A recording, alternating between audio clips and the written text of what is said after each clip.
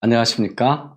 이번 주의 경제 현안은 최근에 문재인 대통령이 북유럽에 유람을 잘 가고 계신데요. 그 첫 번째 방문국이 핀란드였습니다. 그래서 핀란드에 가셔가지고 재밌는 이야기를 많이 하셨고, 한국과 핀란드가 벤처 생태계를 연결해서 상호 시너지를 내겠다, 뭐 이런 외교적인 발언도 하셨고, 박영선 중기부 장관이 가서 그런 MOU도 체결하고 그러는데, 국가 정상 간의 MOU가 실질적으로 경제적 효과를 내는 경우는 거의 없다, 이런 말씀을 하면서 그 중에서 제가 너무 마음에 걸리는 발언들이 있었습니다.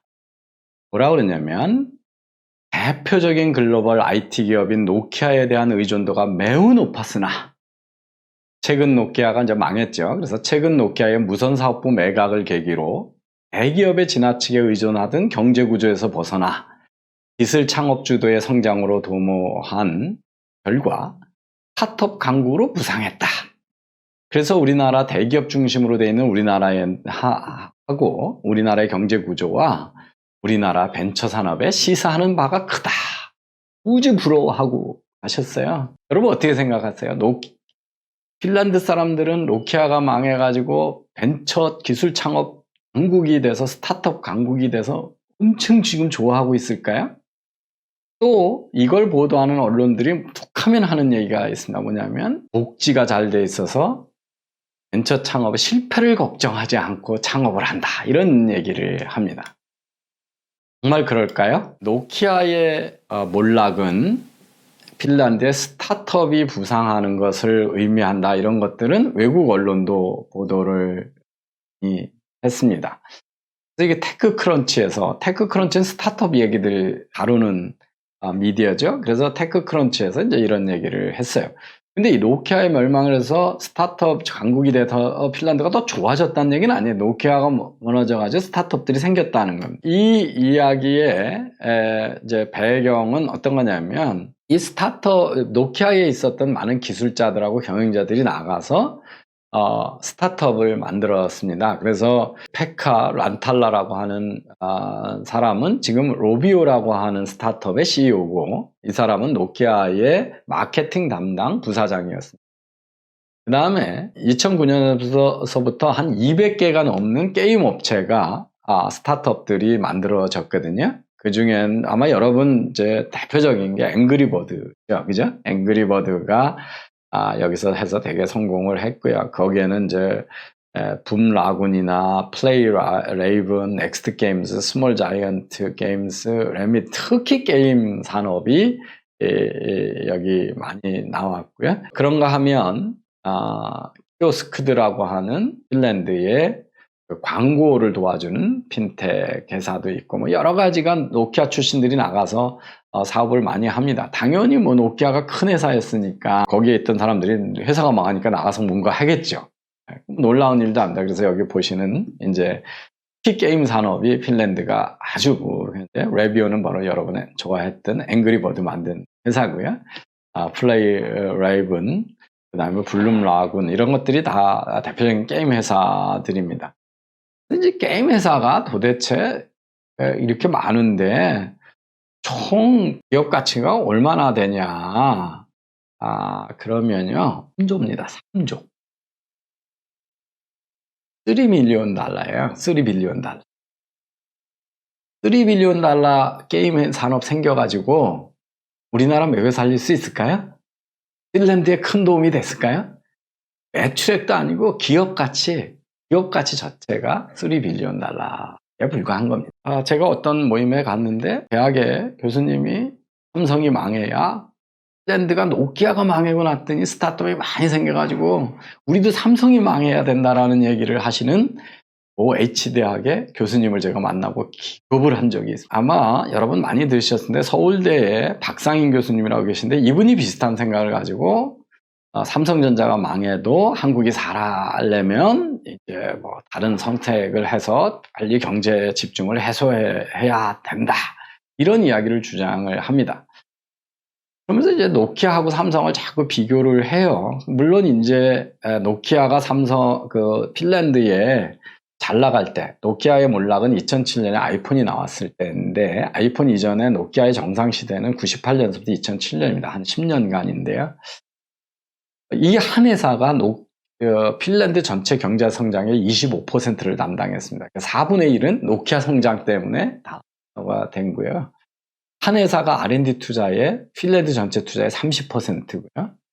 국가에 내는 법인세의 23%를 한 회사가 냈고, 한 회사가 핀란드 전체 수출의 20%를 담당할 정도로 노키아의 비중이 컸습니다. 삼성그룹은 삼성전자 빠지고 그룹 전체를 하면 우리나라도 수출의 20% 정도 차지하고 법인세는 훨씬 더 많은 비중 차지할 때도 있었습니다. 이 한 나라에 큰 기업이 있으면 큰일 나는 것처럼 얘기하지만 룩셈부르크의 아셀로미탈이라고 하는 철강회사는 한 회사의 매출액이 룩셈부르크 GDP의 161%. 근데 룩셈부르크가 망하나요? 이 회사 때문에? 그래서 여기 보시면 노키아가 한때는 노키아의 매출이 핀란드 전체 GDP의 20%. 그런가 하면 삼성은 그보다 훨씬 적습니다. 적고요. 이 기사를 이코노미스트에 쓰면서 뭐냐면 이코노미스트가 한국은 이런 다른 나라, 유럽에 있는 나라들에 비해서 훨씬 다양한 나라 기업들이 사실은 다각화되어 있는 나라다. 이 노키아는 핀란드는 노키아 빼면 없고 룩셈부르크는 아셀로미탈 빼면 없고 네덜란드도 로얄 더치셀 빼고 나면 큰 기업이 거의 없다는 거죠. 로얄 더치셀이 이 정유회사가 그 나라 매출의 56%를 차지하지만 한국은 삼성도 있고 현대차도 있고 포항제철도 있고 수없이 많은 그룹이 있잖아요. 그래서 그렇게 집중되어 있는 나라가 아니라는 거고요. 자꾸 노키아하고 삼성을 비교하시는 분들이 있어요. 노키아는 폰밖에 없었거든요. 근데 삼성은 쉽게 얘기하면 애플 플러스 인텔 플러스 소니 플러스 테슬라 플러스 HP 플러스 솔라 회사 플러스 이렇게 되는 회사입니다. 즉 뭐냐면 솔라 패널은 삼성 SDI라고 하는 데서 태양광 패널에다 투자를 많이 하고 있죠. 삼성그룹이. 그 다음에 반도체 가지고 있으니까 인텔하고 견주고 있는 거고요. 가전 많이 있으니까 소니하고 하고 폰 만들고 스마트 기기 만드니까 애플하고 가지고 있고 그 다음에 충전 전지나 이런 걸 만들고 있기 때문에 이게 테슬라하고도 경쟁을 해가지고 ESS라고 그러죠. 전기 충전하는 저장 장치를 미국에서 테슬라하고 경쟁하면서 파는 회사기도 하고 최근에 매각했습니다만 레이저 프린터 만들어가지고 HP하고 레이저 프린터하고 PC에서 경쟁을 하기도 하고 그래서 이 다각화가 돼 있어가지고 노키아는 폰 하나 망하니까 그냥 망했고 통신 장비밖에 안 남았지만 삼성은 폰이 없어도 반도체 회사만으로도 돈을 많이 벌 수가 있는 거죠. 그래서 훨씬 다각화되어 있는 회사라는 거고요. 노키아가 망하고 나니까 보시면 2000년대부터 7년서부터 내려갔지만 핀란드에서 파란색은 이 전자전기의 제조업의 그 고용 비중이고 위에 파란색이 서비스업에 특히 그것도 전문 과학 기술 액티비티 그러니까 전문 고급 인력의 서비스업의 비중입니다. 그러니까 그 노키아가 망하고도 핀란드가 계속 잘 되는 거는 이 나라가 계속 이 전문직 과학 또는 기술직의 한 서비스업이 R&D 중심 사업이 계속 확대되어 와 있었기 때문에 인적 자산의 배경이 컸다라는 걸 하나 지금 말씀드리고요. 핀란드 많아서 노키아 망해서 핀란드가 얼마나 잘 나가고 있냐 여기 보시면 핀란드가 유럽에서 경제가 나쁜 나라들을 싱맨 오브 더 유럽이라고 그래가지고 유럽의 환자라고 하는 타이틀이 계속 바뀝니다. 그래서 60년대 70년에는 바로 영국이 그렇게 해서 우리하고 똑같이 IMF로부터 구제금융을 76년에 받았고요. 이 영국병을 치료한 게 대처 수상이죠. 그러면서 싱맨 오브 더 유럽을 극복했습니다. 그런데 여전히 좌파들은 대처의 신자유주의가 영국을 살기 힘든 나라로 만든다고 하는 역사 왜곡을 하고 있죠. 독일이 90년대에서부터 2005년까지 싱맨 오브 더 유럽이라고 그랬는데 2005년에 하르츠 개혁을 하면서 벗어났고요. 이탈리아가 2005에서 8년이었다. 최근에도 계속 이탈리아가 또 싱맨 오브 더 유럽으로 있고, 그리스, 프랑스가 2014년, 15년 싱맨 오브 더 유럽이었는데 최근에 또 여기도 후보로 들어가고 있습니다. 핀란드가 25년, 16년, 2년 동안 유럽의 환자라고 타이틀을 가지고 있었고요. 2011년은 영국이 브렉시트 한 것 때문에 싱맨 오브 더 유럽 타이틀을 가졌고, 이탈리아가 최근에, 제가 이탈리아병에 대해서 말씀을 드렸지, 최근에 경제가 너무 어려워요. 그래서 핀란드가 2015년, 16년에 왜 이렇게 됐냐? 핀란드의 그 수상인 스톱이라고 하는 분이 2014년에 스티브 잡스가 핀란드의 일자리를 다 뺏어갔다, 이렇게 얘기를 했어요. 휴대폰 때문에 노키아에서 일자리 뺏어갔고, 스마트폰으로 다 하다 보니까 종이도 덜 쓴다. 그래서 목재 산업의 일자리까지도 뺏어갔다. 그래서 이 노키아가 없어지고 나니까 2008년, 2014년 사이에 핀란드의 GDP의 무려 3분의 1이 줄었고, 고용의 20%가 날아갔습니다. 그래서 핀란드는 노키아 멸망하고 어마어마한 고통을 치르고 있는 중이거든요. 그래서 지금 보시면 왼쪽은 그 붉은 선이 뭐냐면 노키아가 가지고 있던 종업원 숫자입니다. 그래서 2만 5천 명 정도를 가지고 있다가 2014년에는 5천 명으로 줄어들게 되고요. 노키아의 그 GDP 비중이, 그러니까 노키아가 생산하는 그 국민 총생산의 비중이 4%에서 거의 0%로 바뀌어 있습니다. 그러니까 국가 경제의 4%가 줄어드는 거죠. 그래서 이쪽에 재정 기여를 보면 법인세 중에서 오른쪽에 보시면 오른쪽에 있는 게 노키아가 전체 법인세 중에 차지하는 비중이거든요. 그래서 2003년 정도의 피크일 때는 무려 22%까지 올라갔다가 최근에는 이제 거의 기여를 못하고 있죠. 돈이 안 남으니까. 그래서 세수가, 만약에 한 국가의 세수가 20%를 준다고 생각을 하면, 우리 400조 버는 거 중에 20% 주면 80조가 얼마나 많이 줄어드는가를 볼 수가 있고요. 그러면 지금 핀란드가 잘 극복해서 좋은 거 있냐? 한번 지금 제가 최근까지의 실업률을 보여드리면, 저 위에 청색이 핀란드의 실업률이거든요. 그래서 90년대 높았던 게 노키아가 잘 되면서 계속 내려갔었는데, 지금 보시면 EU 전체보다 핀란드가 실업률이 높고, 스웨덴이나 노르웨이, 독일에 비해서 월등히 높습니다. 실업률이. 그래서 아직도 핀란드가 실업률이 상당히 높은 나라라는 걸 볼 수가 있고요. 청년 실업률에 그 노키아가 망하고 나서 바뀐 걸 보시면, 2007년 기준 이전에는 핀란드가 다른 나라하고 거의 비슷했잖아요. 15%에서 15% 사이였는데, 무려 2008년서부터 치솟기 시작해서 하늘색이 핀란드인데, 2013년에는 27%까지 올라갔거든요. 그래서 노키아 망한 것이, 여기 망한 나라들이 있죠. 그리스, 이탈리, 그 다음에 포르투갈, 이 피그 컨트리들이 다 올라가는데, 피그 컨트리보다도 청년 실업률이 더 빨리 올라간 게 핀란드다. 그게 무려 12년을 지속돼 왔고, 아직도 청년 실업률이 다른 나라보다 높은 나라가 핀란드인데 잘 극복해서 부럽다? 이게 무슨 얘기를 지금 하고 있는 겁니까? 자, 경제 규모도 보시면 전체 GDP를 2007년 기준으로 얼마나 올라갔는가를 보면, 다른 나라들은 다 유럽, 독일, 스웨덴, 영국, 유럽존 전체 올라가는데, 핀란드는 2011년서부터 다 옆으로 기고 GDP가 축소하고 2007년보다 축소 상태로 지금 가고 있지 않습니까? 그래서 GDP 경제 규모 전체도 그렇고요.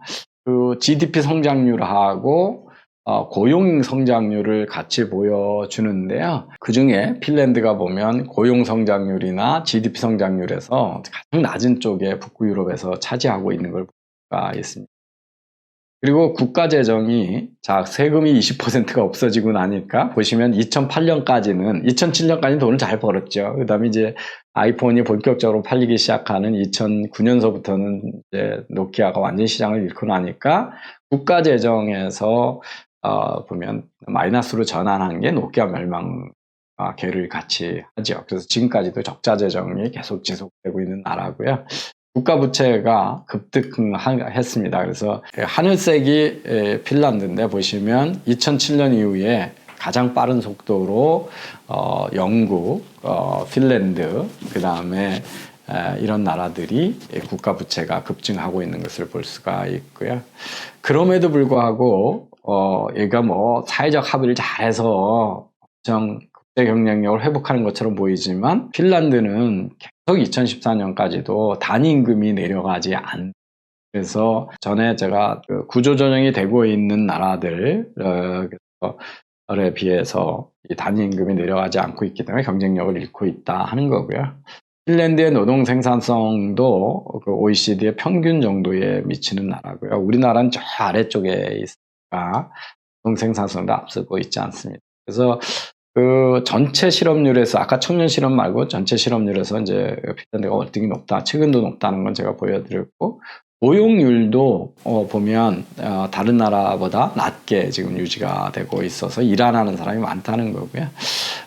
보시면 유럽 국가들에 비해서 저 하늘색입니다. 계속 그 고용률이 낮게 유지되고 있는 가 있습니다. 청년 실업률이 어떻게 변했는가를 제가 최근에 유럽 전역에서 낮아지기는 하고 있지만 23% 이렇게까지 22% 넘을 정도로 상당히 높은 실업률을 저기 보시면 2007년에 이제 몰락이 시작을 해서 2008년서부터 단기간에 2010년까지 청년 실업률이 16%, 22%까지 치솟았고 그게 지금까지 지속하다가 최근에 유럽의 붐에 의해서 내려가고 있다는 걸 보면 얼마나 어려운 처지를 겪고 있고 투자도 다른 나라에 비해서 상당히 낮은 상태로 되고 있고 수출도 다른 나라가 올라가는 것만큼 못 올라가고 노키아가 계속 지속되고 있고 국가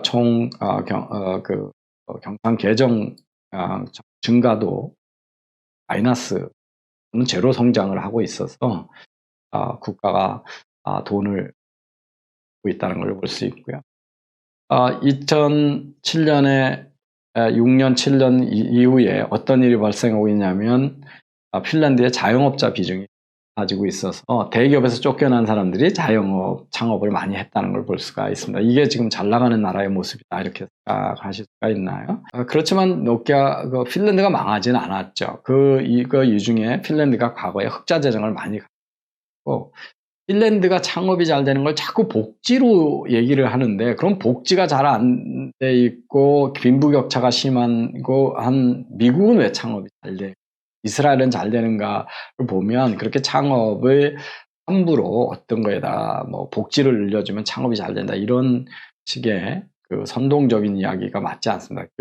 핀란드나 지난번 우리 야론 브룩 박사 왔을 때도 이스라엘이 왜 잘 되냐 했을 때 첫 번째 하나가 교육하고 문화를 얘기했죠. 서로 다른 의견을 계속 토론하는 문화, 집안에서도 저녁에 계속 토론들하고 싸운다고 그랬잖아요. 그래서 이런 핀란드 교육의 창의성 중에 교육, 그건 아주 유명하잖아요. 그래서 이런 것들이 이제 잘 되고 있다는 것을 배경으로 말씀드리고요. 그래서 핀란드의 그 창업 지원 정책이 어떤가를 조금 하면 제가 여러 번 오늘 말씀드렸습니다. 복지가 창업을 쉽게 한다.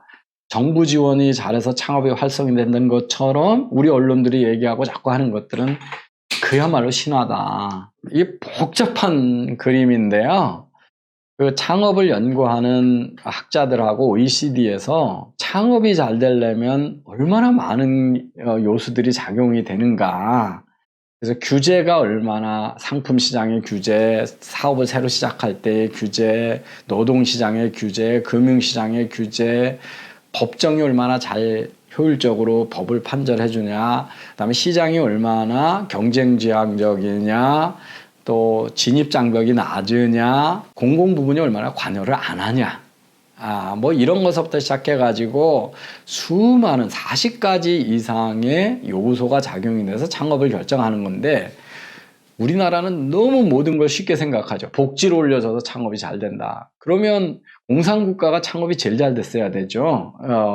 그런데 정반대잖아요. 그래서 그리고 전 세계 어느 나라도 실업이 되는데 아무 걱정이 없는 나라는 없습니다. 그러면 실업이 됐다고 했는데 일하는 사람하고 똑같이 부를 누리고 경제적 자유를 누릴 수 있다 그러면 누가 일을 하겠어요? 다 그냥 복지만 받아먹고 있죠. 그런 일들은 존재하지 않는데 이런 이야기를 많이 한다. 그래서 경제 자유도 하고 지금 혁신의 정도를 보여주는 그래프죠. 우선 경제 자유도가 있어야 혁신을 하게 되는 거고요. 핀란드가 창업을 하는데 복지가 잘 돼서 실패해도 걱정 안 하고 한다?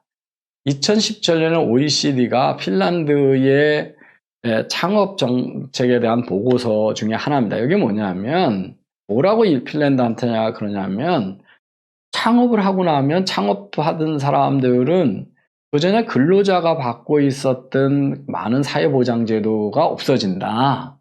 그리고 우리로 얘기하면 국민연금 혜택이 없어진다. 소셜시큐리티 혜택이 없어지기 때문에 그래서 자영업을 하게 되면 실제적으로 인컴이 없어지는 거가 두려워서 이 창업을 못하게 하니까 이런 제도를 고치라고 2017년에 보고를 합니다. 그러니까 우리나라에서 복지가 잘 돼서 창업이 된다는 얘기가 얼마나 거짓말인가를 보여주는 거죠.